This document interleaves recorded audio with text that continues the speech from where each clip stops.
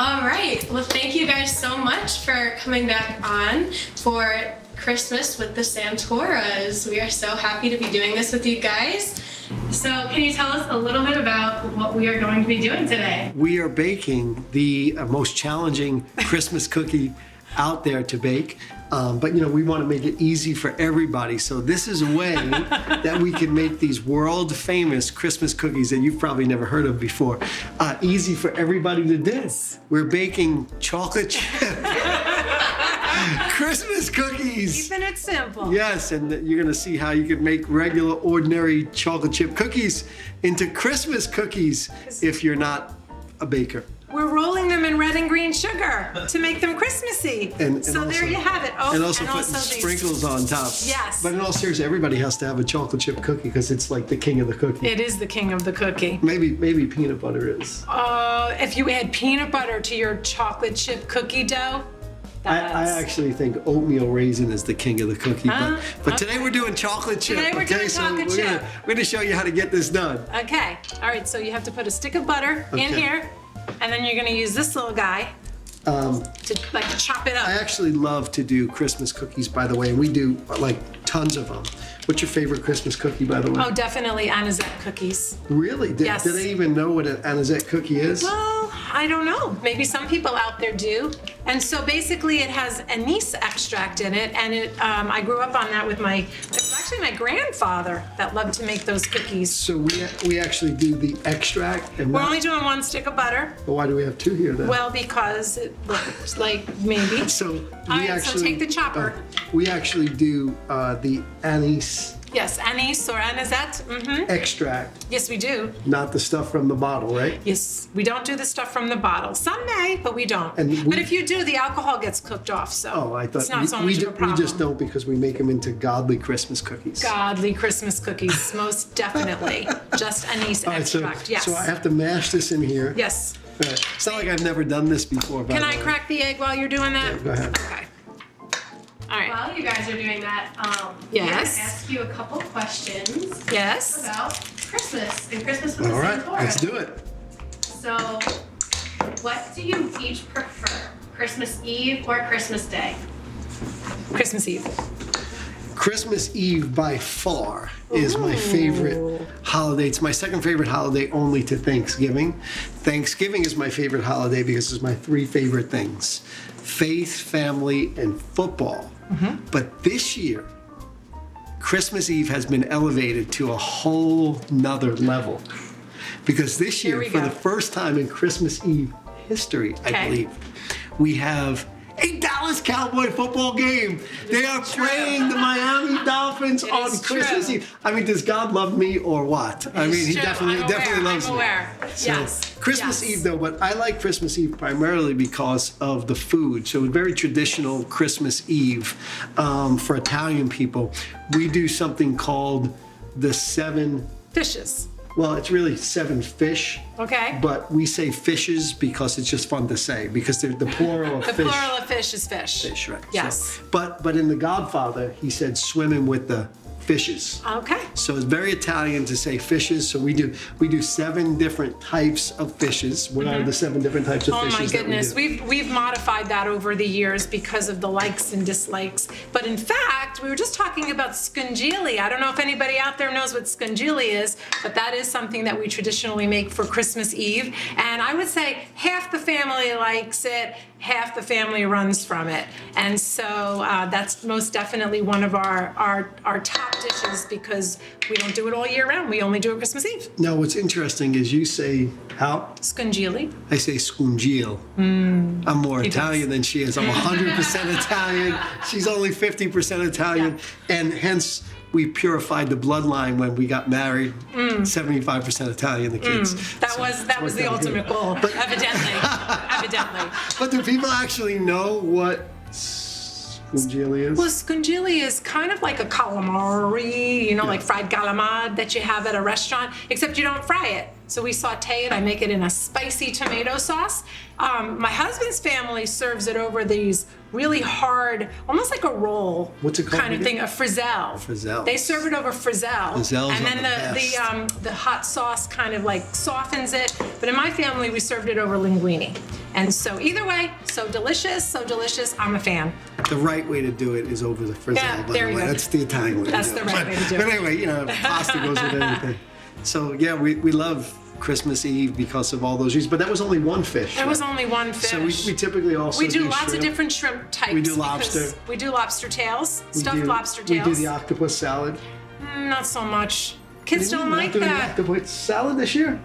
If you need it, I Yeah, will. we need to do octopus salad for sure. right. And then what other kind of fish do we typically do? Crab cakes? We do crab cakes. Yes, we do. I don't know, That doesn't I'm get us to blanking. 7, does it? Oh, we do linguine white clam. We do. We do white We clam do that. sauce. Yes. And whatever, you gotta have 7. I don't know, where did 7 come from, by the way? I don't know. There's got I to don't know. Google it. Somebody Google look that it. up. There Where has did got 7? to be a Where did history. the 7 fishes come from? Yes. I don't know. Yes. But anyway, we do 7, and then we do a whole bunch of appetizers, which we absolutely love. And by Yes. the time it comes for the 7 fishes, we've We are eaten so not many hungry. appetizers.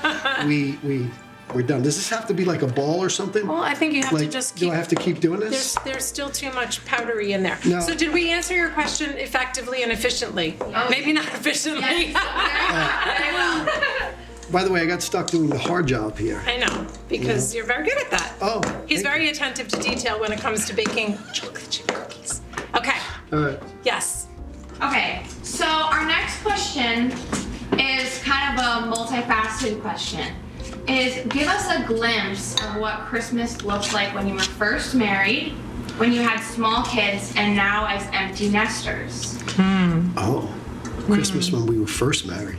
That's before we had kids. But yeah, it was. It was most definitely before we had kids. Well, that's yes. also because we're good Christians. No offense They if you had want- kids they want before. to edit that out. You can still be a good Christian too. I'm gonna edit that out. Christmas when we were first married. We had 2 Christmases together before we had children, and so don't remember a whole lot about that. I remember You that. don't remember our first Christmas? I do remember our first. Oh, we got our little puppy Abraham. Our first Yes. Christmas together. Oh, he fit in our hand. He was our little baby boy, Yeah. and so that was our first Christmas together. And then And we named him Abraham because Father of Many Nations. I basically. didn't want a dog. And the only way I was convinced to get a dog is if we could make money off the dog. So I was going to send the dog out to stud.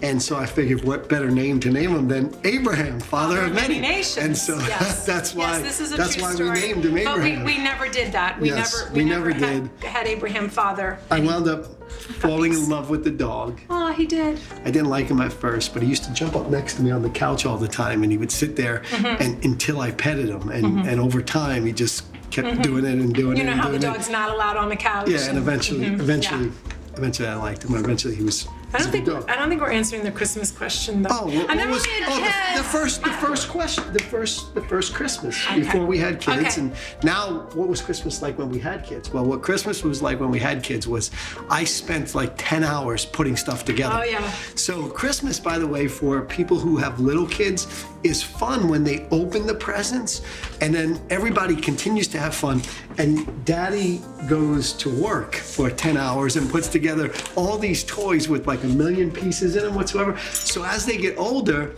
then Christmas remains fun the entire day because now they just want big stuff like TVs, PlayStations, and now that they're married, they want furniture for their house and stuff And- like that. But don't tell what we got, Brianna and Joey, because Brianna's right there. Yes. So here's the thing. So very important when you have small children, stock up on batteries as Yes. well.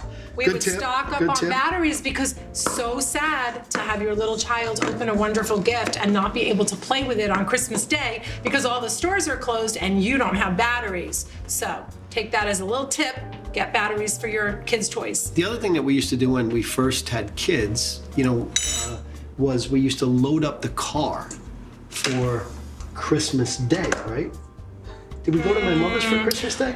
A portion of the time we would travel on Christmas Day, Yep. and then that ended up not working so well for us because when the kids were small and then they opened their gifts, they wanted to play with their gifts, and it was like, hurry up, we have to get in the car, we gotta go. And we did that for a little bit, but then that didn't work as well, so then we altered those plans. That's what also made Christmas Day not as fun as Christmas Eve because we had to pack up the entire car, like with all these things and stuff like that. And again, Dad does all of that work, you know. So like, try Dad to is say. putting together all the gifts, and Dad is packing up the car, and then we go all the way to New Jersey, and we'd celebrate with our parents, and we'd come back with not enough room for the presents in the car. You remember that? Yes. have to kinda Yeah, make we'd it- have to. Yeah, that was a little bit challenging when they were small like that, most definitely.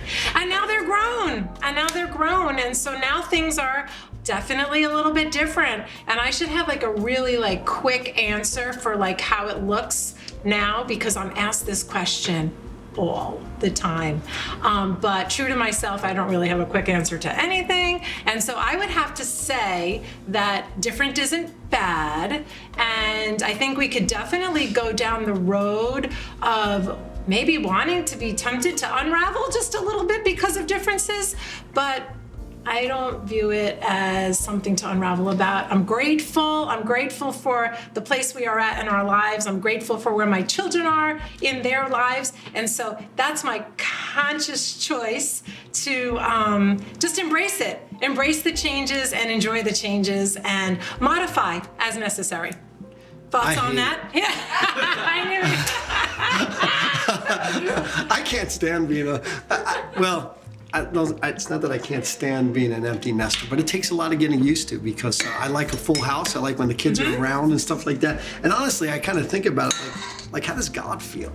You know, like God really wants to spend time with us, and then kind of we're out on our own and we don't check back in with them. Although our kids do all of that. Our Yes, kids and that's why work I'm with us and everything like that, grateful. which is I'm wonderful. grateful. But I don't love the empty house. I like it when everybody's here, and I like He when does. everybody wakes up I do together too. and all that kind of stuff. It's better like that, but you know, so is life, and you kind of roll with the punches a little bit. Yes, But, letting go is not yeah. easy, but it's definitely doable, and we're grateful. so Christmas Eve, everybody comes here, so that's also why it's my preferred holiday rather than Christmas morning, when now I guess it's just me and you. It's We gonna be wake me up and you, so you better yeah. get me lots of presents. All Fill right. up that time space. So our next question is, what about this time of year has the most meaning? The most meaning this time of year. I love Christmas Eve service at church. I mean, it's one of my favorite services of the year. Is that too big, by the way? It's a little bit big, but you have to roll it in the Christmas sugar to drive home the Christmas points. Because you got to make your chocolate chip cookies Christmas cookies, Yes. and the only way you can do that is by rolling it them in Christmas sugar. But I love Christmas Eve service at church. It's one of my favorite services of the year because kind of we do it all together as a church family, kids and everything, and we do candlelight ceremony and you know, just read the Christmas story, and it kind of just starts off the Christmas weekend with the whole focus of it. And you know, everybody hears this all the time. Christmas has become so about everything other than Christ, and so that kind of for me is the most special thing. And then the next most special thing right behind that is cowboy football. Oh, wow. I mean, And we're back it's just to that. amazing. We should still make some more cookies here. Yes. Okay. So the next question that we have is, who takes the lead on Christmas decorating? That's an easy one. Why are you even thinking about that one? Me, right? Yeah, of course. Not even Okay. close. Me.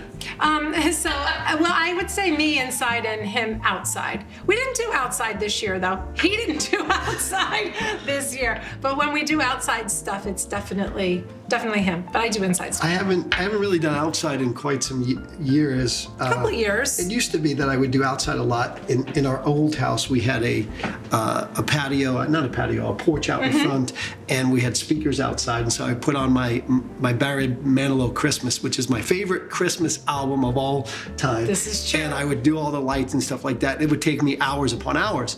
And then I suddenly realized Christmas weekend for me is like a busy week. I'm putting up all the lights, that's hours. I'm putting together all the kids' toys, that's hours. I'm packing the car, that's hours. And I'm like, I've got to pull out of some of this stuff. And no, I'm just playing. Well, But that's why you have to decorate the outside in November. yes, but now she does all of that. And as you can see, our house looks very, very nice for Christmas time.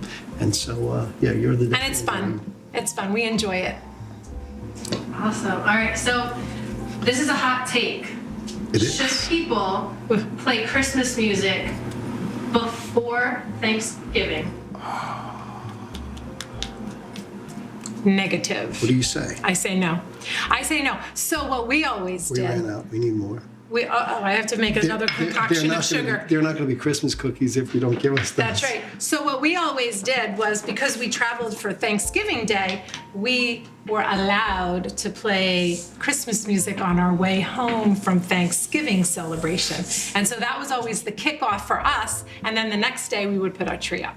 So I say after. You say? Well, personally, I don't even think about Christmas till after Thanksgiving. I don't know why. My mind doesn't kind of work that way. But then as soon as Thanksgiving's over, immediately like the penny for Christmas drops for me. But I guess I would say not until after Thanksgiving, just because of that. Just because of that. And if you guys weren't here, we would be totally playing Christmas music right We'd now. have Barry Manilow. We'd have Barry right now. Manilow playing. It's true. It is true. Pastor Lisa, do you like Barry Manilow? I do. Full disclosure, I do. Do I like Barry Manilow or do I like Barry Manilow's Christmas album? Yes, I do. Well, I don't know if you like or dislike Barry don't know Manilow. We him. never met the guy. I so don't we know don't know him. if we like him or not. Exactly. That is very true. What is your most memorable Christmas gift given and received? Oh, okay. So this is what came to mind. I have to say it now. They had this little toy. It was called the Magical Musical Thing. It was a magical musical thing. And it was like this long kind of keyboard of sorts. But it wasn't like piano keys. I did play piano. It wasn't like piano keys. It was kind of like labeled with like symbols and colors and things, and it came with like this little music book, and you were able to kind of like play along as if you like followed the book. And I loved the Magical Musical Thing. Loved it. So yeah, that would be my, probably as little and small as that is, that would have been my favorite as a child. The only thing that I can think of is this is before they had like, the video games that you play on TV, like PlayStation and all of that kind of stuff. We used to get the electronic like sports games, and when I was little, my parents bought me this electronic football, and you were like a dot, and you move it up and down, and you go this way. Back then you were a dot. And then if you got like past all the defenders, you just hold the forward button down, and it would go like this and go like this and go like this until you scored a point. And that's the one that I remember the most out of all of them. You like that? You want one of those? I'll look. You guys have a favorite gift that you've given, like that you can remember giving to somebody? We always kind of like save one present for everybody for last. It's usually the best present, and Most meaningful. and we kind of keep it in a separate room. And then when it's time for that one present, we kind of play along like, oh, all the presents no are gone, more. and then we bring in the one big present. So it's usually the biggest one. If it used to be bikes for the kids, or something it was like that. PlayStations, and then it was computers, and then it was tablets, and now this year it might be furniture. Oh, you can't say. You cannot say. Way too soon. I keep secrets better, by the way. Surprise secrets for Christmas. I keep them better. Admit it. You do, definitely. He'll go Christmas shopping. I don't like to keep surprises. And out of all the love in his heart, he'll come home from Christmas shopping and he'll say, "Do you want me to tell you what I got you?" I'm like, "No." He's, "Come on, let me just tell you one." I'm like, No. It does not work that way. That's so funny. All right. So, can you guys give us your funniest Christmas memory? Funniest Christmas memory. I mean, remember we built the wall for the kids? So like, What? we built a wall. Do you remember that? A wall? So yeah, just kind of like, We built a wall? we did. Listen. We did? So I got Joey these blocks, like these, they were kind of like cardboard that you put together, and it made these blocks, and I thought that he would like them. He was obviously quite young at the time. And so the blocks came, and I was like, oh, I have this great idea. On Christmas Eve, the kids went to bed, and I was like, let's put all these blocks together, and like, let's make like a wall around the presents. And then this way, when they get up tomorrow morning, they have to like break through the wall in order to get to the presents. And I'm thinking this is like a really, really not cool ringing a idea. bell. And so, no, this is a true story. Sure So it was me? Yeah. So we did this wall. But what I didn't realize is that the amount of blocks in the box that I ordered seemed like a lot. And when I tried to make the wall, it was only like 2.5 feet high, and it really did not cover much space at all. But we did it anyway, and the kids came down, and they're like, 3 times the size of this wall. And they kind of looked, and I was like, kick it down, it'll be fun, and then you can get to your presents. And they obediently did it, but they did not have the joy and impact of the experience the way I kind of envisioned it. So that to me was funny. Yeah, I don't remember. I still don't remember. Usually I'm good when you give the details, and I don't remember. That's okay. So this is actually our last question. How does being a pastor affect the family during the holiday season? And how are things different for your family because of it? Well, I think first of all, it affects us in as much as everything revolves around church.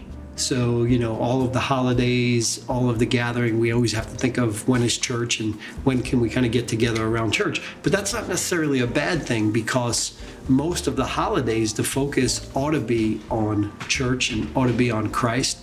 And so I think it helps our family to always keep that at the center of Christmas. Whereas I think families who, they don't have that kind of built into their family dynamic or their vocation, sometimes, Christ kind of gets fit in to the holiday season. With us, he becomes the center of it. And so that's like a built-in blessing. I've always felt like one of the reasons why God called me into ministry is because he maybe knew that I would be one of those guys who had a hard time kind of putting him at the center. And so kind of forced me to kind of put it at the center. Sometimes I honestly think about that. I think what a blessing it is that a lot of what happens in our lives, we are kind of forced, if you will, but not forced in a bad way. I don't want anybody to misunderstand me. It's a blessing to make Christ the center. And I think it's one of the rewards of being a pastor is that that's kind of built into everything that you do. Even when it comes to Bible reading or Bible study or all of that kind of stuff, it's like I do it because I love it, but I also do it because I have to. And church becomes the center of everything we do. I think it's one of the greatest blessings. I don't know if I said that as well as I should have said that, but it was I guess authentic. There's a scripture in the Bible that always kind of comes to my mind whenever I think about God calling me to be a pastor, and that's that God sometimes takes those things that are the least and makes them the most prominent. And that's why I say I don't know what my personality outside of being a pastor would have been, whether I would have put the same kind of focus. I'd like to think that I would have, but the fact that I am a pastor helps me to be able to go all in on those things, and I'm glad for it. Mm-hmm. I know you would have definitely been Christ first, because she's like a goody two-shoes. No. But you know what? It is very, very true. Like, ministry is just like our lifestyle. With the kids growing up, it was our lifestyle. Now it's our lifestyle. And you know what? You put God first, and there really is time for everything. There's time for family. There's time for so much. And obviously, we prioritize family. It's not like that's a back burner kind of situation. We're able to kind of, in a sense, do it all and feel all the feels, and so for that I'm thankful. Yeah, and a lot of times she always finds time, like when we get home from church, she usually gets home even before us, because she'll kind of make it a point to try to leave as soon as services are over. On Christmas Eve, you mean? On Christmas Eve and stuff like that. And by the time we get here, she's got like, 100-course meal already ready to go. And so it works out for us, and I don't think we'd have it any other way. And it's really the best. We enjoy it. So what's another favorite thing you guys like to do during the holidays? So Pastor Lisa's birthday is the 23rd of December, What? not the 22nd of December, which some people may think, but it is the 23rd 2-3. of December. So it's right near Christmas. So every year we kind of had to figure out, how do we celebrate her birthday in a special way so it doesn't get merged in with Christmas? So what we would always do is have a small something on her birthday, but then in between Christmas and New Year's, we would always, as a family, go into New York City. Yes. And a lot of times we would see a show, go see the tree, and we'd always go out to dinner at either Carmine's or someplace fun. What was the Juniors? Yes, we did Juniors quite a bit. Yes. Or we went to the Carnegie Deli one time. Yes, We'd always go someplace nice there and just kind of, walk around the city, because there's nothing like New York City at Christmas time in terms of how it feels and the lights and everything like that. Mm-hmm. And I believe that it was one of those years where cookies. Hold that thought for 1 second. Cookies. The famous Christmas cookies the world famous, most unique Christmas cookies of all time. Chocolate chip cookies with green and red sprinkles on them are now Don't touch. They're ready. hot. Uh-oh. Hot. But they're really good when they're hot. You have to let them cool. Let's let them but cool they'll off. fall- They'll should fall finish your apart. story. Finish your Okay. story. So we would to always turn go this into New off. York City, and outside of that trip to New York City, I never was one who really liked New York City all that much, because I always felt like it was too crowded and congested, and just a lot going on. And then one particular year when we were in New York City, we were just walking along. It was during the Christmas season, and God just dropped this love for New York City, and my heart literally was like, from one step to the next, I went from I don't really like this place to I really love this place. And that was the birthing place for us to open up our New York Yes, City campus. I remember. And so that whole experience around your birthday really is something that I remember because it also gave birth to one of our campuses. Yep. Absolutely. Okay, so why don't you try a cookie? All right, so I guess we should show them what the world famous chocolate chip Christmas cookie looks like. It looks like a ordinary chocolate chip cookie, but it has Red and green. and green on it. It makes it a Christmas chocolate Christmas, chip cookie. absolutely. And so if you are not a baker, which we, by the way, are, and so this kind of just goofing around a little bit, but this is how you can make any cookie into a Christmas cookie. Just roll it in. What do you call Red these things? and green sugar crystals. Sugar crystals. Well, thank you everybody for joining us in our home. Merry Christmas to all of you. We love you all. Merry Christmas.